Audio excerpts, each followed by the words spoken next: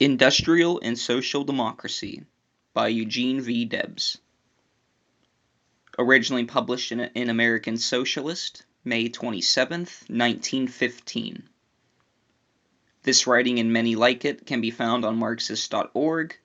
There is a link in the description. Let's begin. First of all, allow me to quote with approval the following paragraph from an Introduction to Sociology by Arthur Morrow Lewis.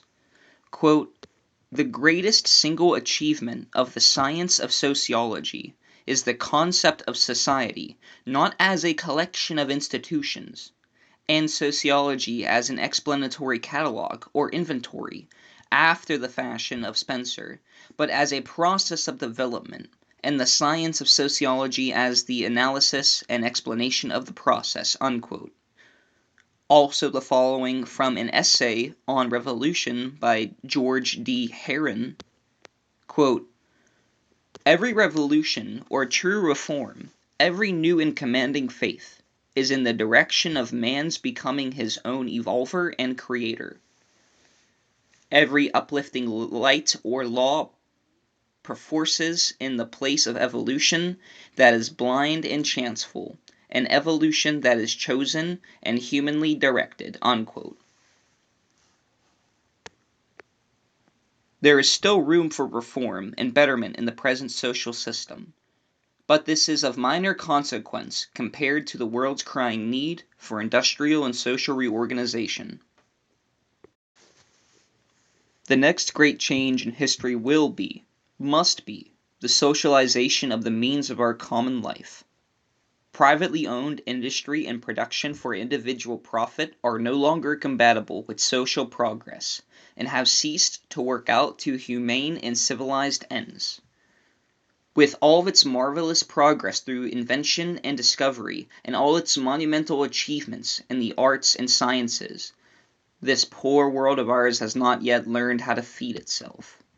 That is the problem of problems now confronting us more and more insistently, and until that is solved, the world is halted, and it will either resume its march toward industrial and social democracy, or be shaken to its foundations and into possible chaos by violent explosion.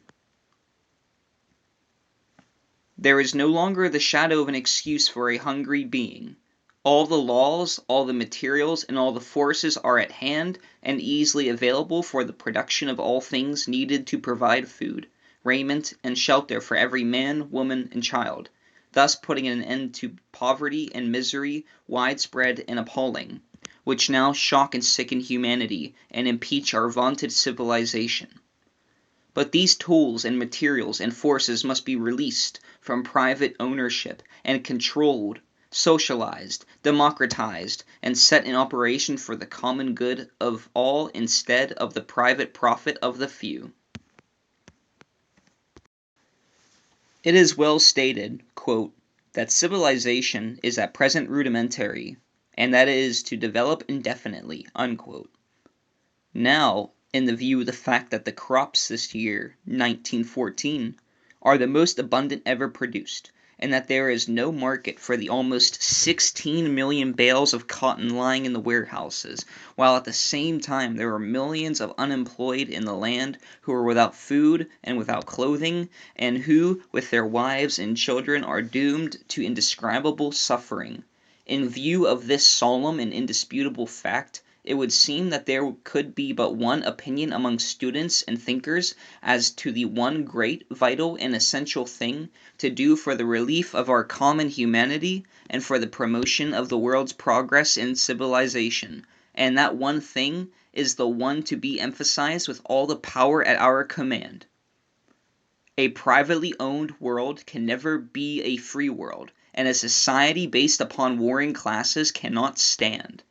Such a world is a world of strife and hate, and such a society can exist only by means of militarism and physical force.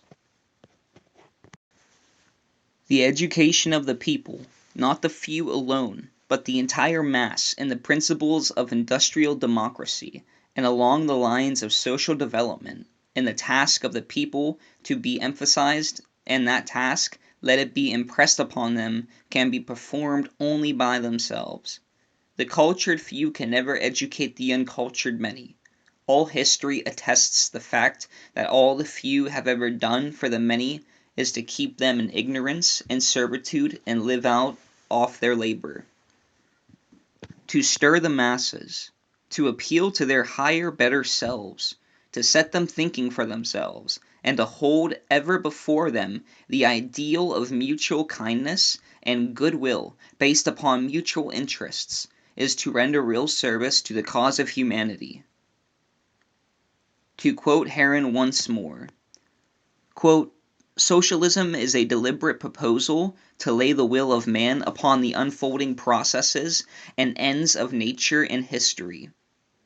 It invokes the faith that shall be equal to the acceptance of its proposal, of its supreme challenge to the universe." Unquote.